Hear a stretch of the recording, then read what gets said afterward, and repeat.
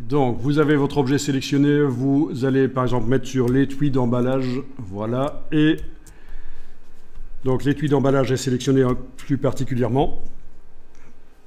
Oui, donc tu avais vu qu'avec la touche contrôle, quand on clique, ça sélectionne particulièrement cet objet-là. C'est une autre solution, touche contrôle dans le View Finder, voilà. Ok, alors, fichier, importer, placer l'image sur le modèle. On peut aussi déplacer directement le fichier de l'explorateur de fichiers de l'ordinateur vers l'objet, ça marche aussi.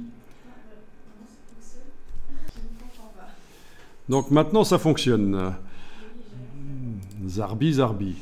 Alors je vais chercher mon Schnauzer Dog 09. Le voilà. Alors avec la petite turlute ici, on peut le tourner. En positionnant au centre là, on peut le déplacer. Avec l'extérieur du cercle, en enfonçant la touche Shift, on peut modifier sa dimension. Voilà. Donc, vous avez la possibilité de positionner. Et alors, si vous tournez, vous allez voir que l'étiquette est l'image, enfin non, l'image, oui, l'image est considérée comme étant un peu brillante. Voilà. C'est aussi simple que ça. Bien sûr, on peut faire beaucoup plus. On peut indiquer que des parties sont vernies, des parties sont métalliques. Tout ça, c'est une autre histoire. Touche Shift quand vous devez redimensionner. Voilà. Bon, quand vous avez réussi à placer votre étiquette, vous enregistrez.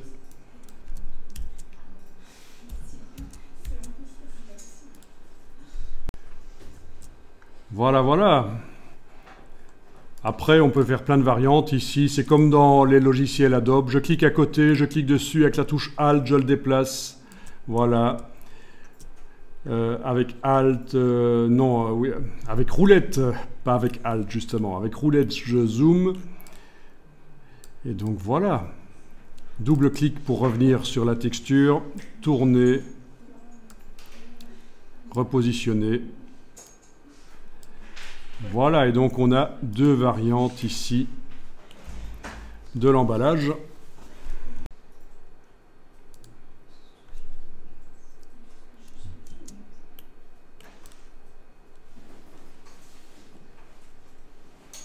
Vous pouvez tester avec le motif qu'on avait fait, éventuellement en arrière-plan, l'autre chien, pourquoi pas. Là, je vais le faire sur une copie, à nouveau touche Alt, je déplace, ce sera mieux sur une copie. Touche F pour le montrer en grand. Je sélectionne particulièrement sur cet objet l'étui d'emballage, sur lequel il y a déjà une image, mais bon, voilà. Je vais tester, fichier importé, placer l'image sur le modèle et essayons remplissage aléatoire, un de ceux qu'on avait fait, barre d'espacement sur le Mac pour voir en grand ce que ça donne. C'est vraiment moche. Et le voilà. Donc, sur l'objet étui d'emballage, j'ai deux images. La première arrivée et la deuxième. La deuxième, je vais la placer sous la première, comme ça, voilà. Je vais l'agrandir avec la touche Shift, voilà. La tourner. Et voilà. On teste, on voit ce que ça donne. Tiens, il y a l'opacité à régler éventuellement. Voilà.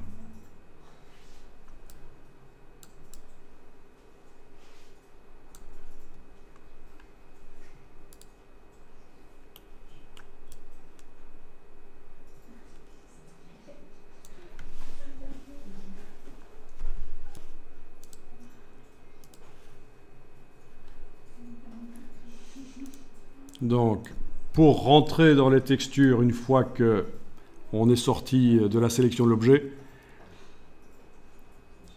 c'est le double clic et en haut à droite, on est sur l'objet sur lequel on a double-cliqué, on a les deux textures éventuellement.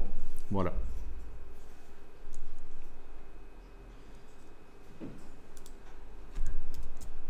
plus la couleur de l'objet, puisque j'ai mis le motif en transparence. Voilà.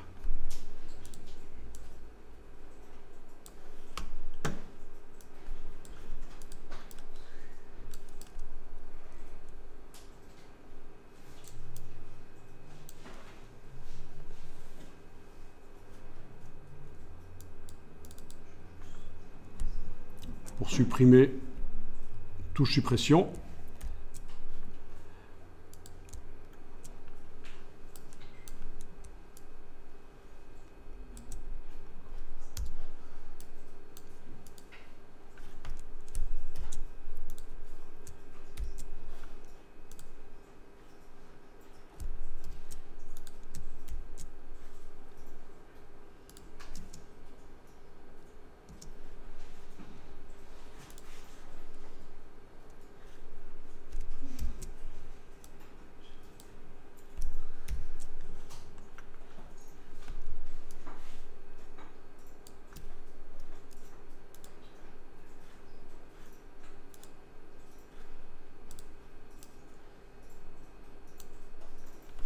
Donc ça sert à faire des prototypes d'emballage.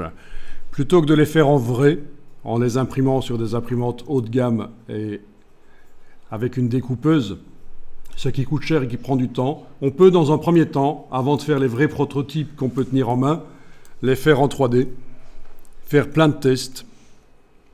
Ça peut être exporté pour le web. On a la possibilité ici en haut à droite de faire une publication pour le web notamment.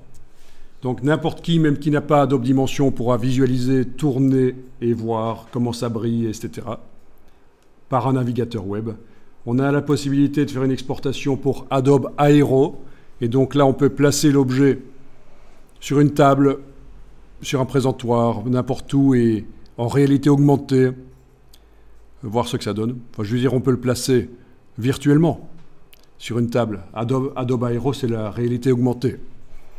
Voilà, il y a plein de possibilités.